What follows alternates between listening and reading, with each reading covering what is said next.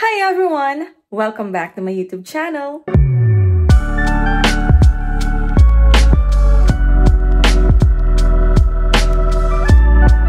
So for this video, samahan po ninyo ako sa pagpapakabit po ng huling wire ng aking dental braces. Yes po, finally. So last na wire na po ito ng aking dental braces. So 3 months to go and I am braces free na po. So ayan, sa wakas matatapos na rin po yung aking pagtitiis sa aking braces. And ayan po, sana po kahit paano ay mag-enjoy po kayo sa panonood po nitong vlog na ito. Ayan, so we're waiting na ako na po yung next para kabit na yung aking last wire. Sa wakas, last wire na po ako. So 3 more months. 3 months to go and I'm braces free. Yes. Okay, konti na lang.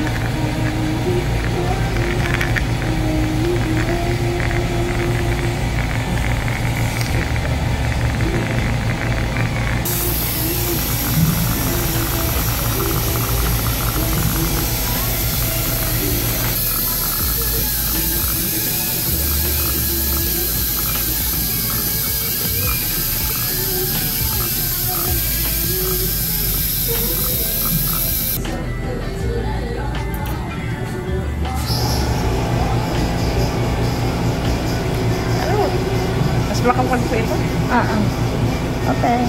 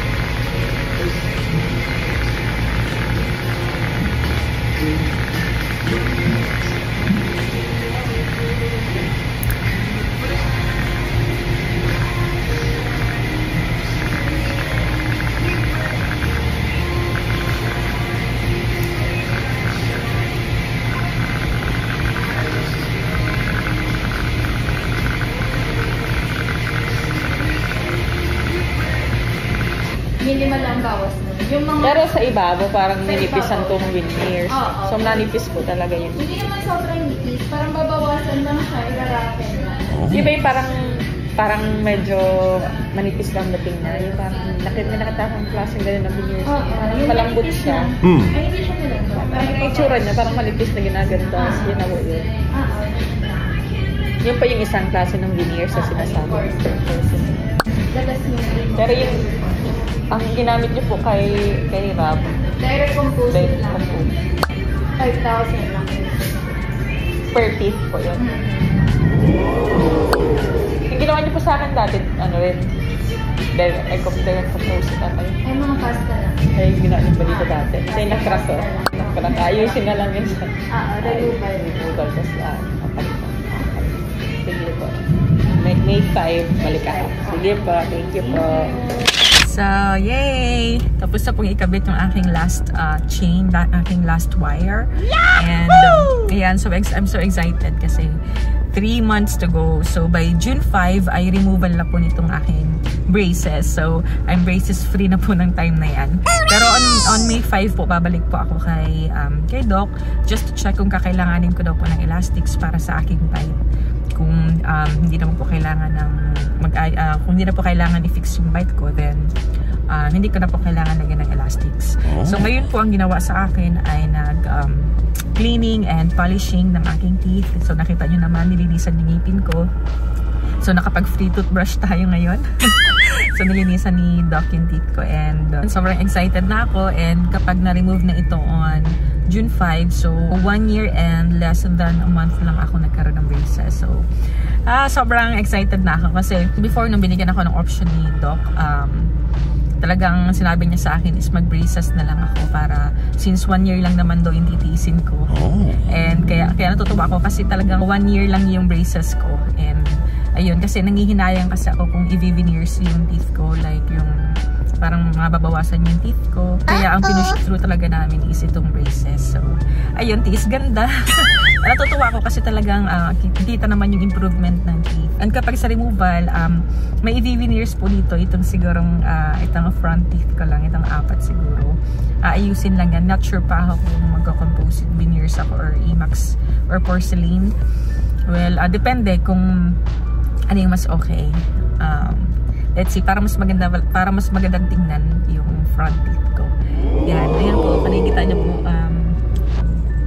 yan, nakikita niyo po okay na yung alignment niya. So, medyo natagalan tayo dito, almost an hour yung pag-asikaso at pag-ayos lang, pagkabit nung last wire kasi meron pa natanggal kanina na bracket. So, ikinabit ulit and then saka nag-proceed sa pagkabit ng aking wire. And ayun, meron pa po akong last errand na gagawin. So, gagawin ko na muna yan before ako umuwi. And syempre, naghihintay na dun si Baby Rabay. So, ayun po. Maraming salamat nga po pala sa patuloy po na pagsusuporta po sa aking munting YouTube channel. Especially po sa ama ng Kalingap, kay Papa po, Val Santos Matubang. Syempre po sa aking asawa na si Kalingap Rab. Ganun na din po sa pagsuporta po ninyo kay Mama, Ate Edna Vlogs. Ayun po, maraming salamat po and God bless po sa lahat.